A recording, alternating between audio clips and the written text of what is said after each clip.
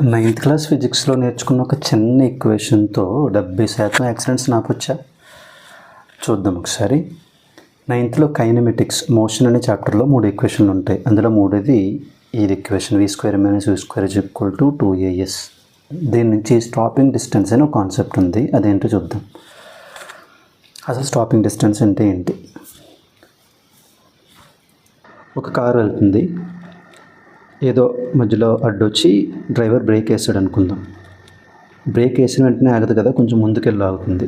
Break వేసిన తర్వాత ఎంత అయితే ముందుకెళ్ళిందో, ఎంత దూరం వెళ్ళింది పూర్తిగా ఆగేలోపు, ఆ డిస్టెన్స్ని స్టాపింగ్ డిస్టెన్స్ అని అంటాం.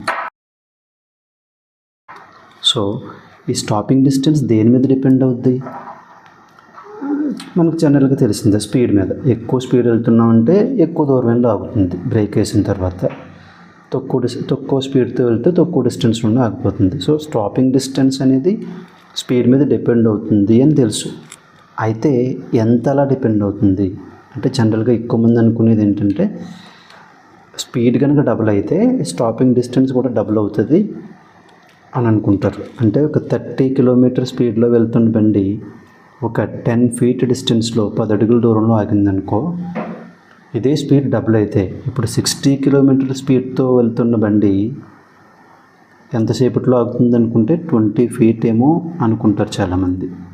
ఈ క్యాలిక్యులేషన్తోనే అంచనా వేసుకుంటారు, అంచనా రాంగ్ అవుతుంది, ముందుకెళ్ళిపోద్ది. ఇక్కడ 20 ఫీట్ అవ్వదు, ప్రాక్టికల్గా ఏమవుతుందంటే 40 ఫీట్ అవుతుంది. ఎందుకు అంటే స్పీడు డబుల్ అయినప్పుడు స్టాపింగ్ డిస్టెన్స్ డబుల్ అవ్వదు, 4 రెట్లు అవుతుంది. ఎందుకు ఇలాగా అంటే ఈక్వేషన్ చూద్దాం. స్టాపింగ్ డిస్టెన్స్కి ఈక్వేషను s = u² / 2a.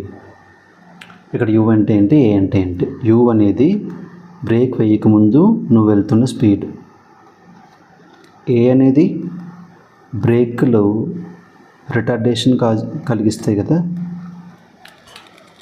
బ్రేక్లు కలిగించే రిటార్డేషన్ వల్ల బండి ఆగుతుంది. ఆ రిటార్డేషన్ స్టాండర్డ్ అనుకుంటే అది ఏ. సో దీన్ని బట్టి ఏమర్థమవుతుంది? s is proportional to u². s is proportional to u కాదు, u². ఓకే, అసలు ఈ ఈక్వేషన్ ఎలా వచ్చింది అంటే, ఇందాక చెప్పిన v² - u² నుంచే. ఇది ఒకసారి చూడండి. బండి ఆగినప్పుడు ఫైనల్ వెలాసిటీ 0 అయిపోద్ది కదా. సో v0 అనుకుంటే u², ఏనేమో నెగిటివ్ అనుకున్నాం, ఎందుకంటే అది రిటార్డేషన్, స్పీడ్ని తగ్గిస్తుంది బ్రేక్, కాబట్టి నెగిటివ్ వేసుకున్నాం. Into s = u² / 2a. Okay, ఈ డెరివేషన్ మీకు అర్థమైనా అర్థం కాకపోయినా ఆ ఈక్వేషన్ అనేది చూడండి. s is proportional, s = u² / 2a.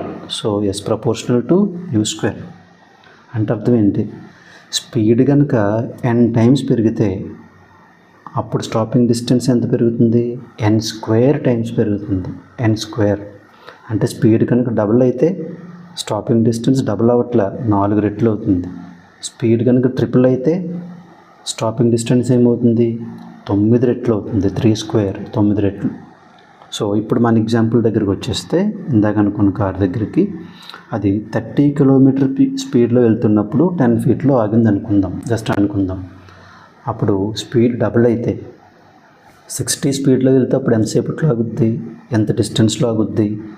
ఈసారి 40 ఫీట్ డిస్టెన్స్లో ఆగుద్ది, 20 కాదు, 40 ఫీట్లో.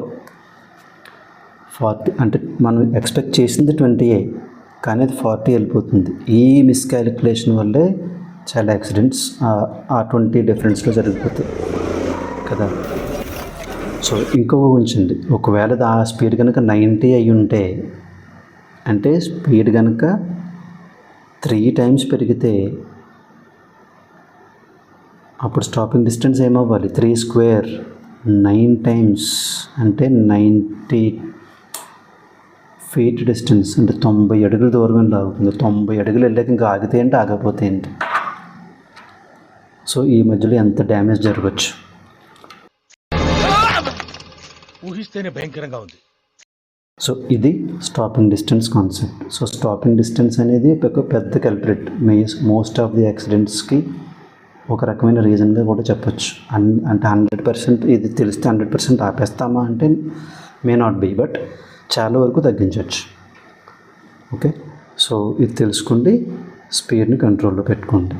మరి నేను కంట్రోల్లో పెట్టుకుంటాను, నా ముందు వచ్చేవాడికి ఈ ఈక్వేషన్ తెలుసా, వాడు కంట్రోల్ అవుతాడా అంటే అందరికీ తెలియజేస్తే అందరికీ తెలుస్తుంది.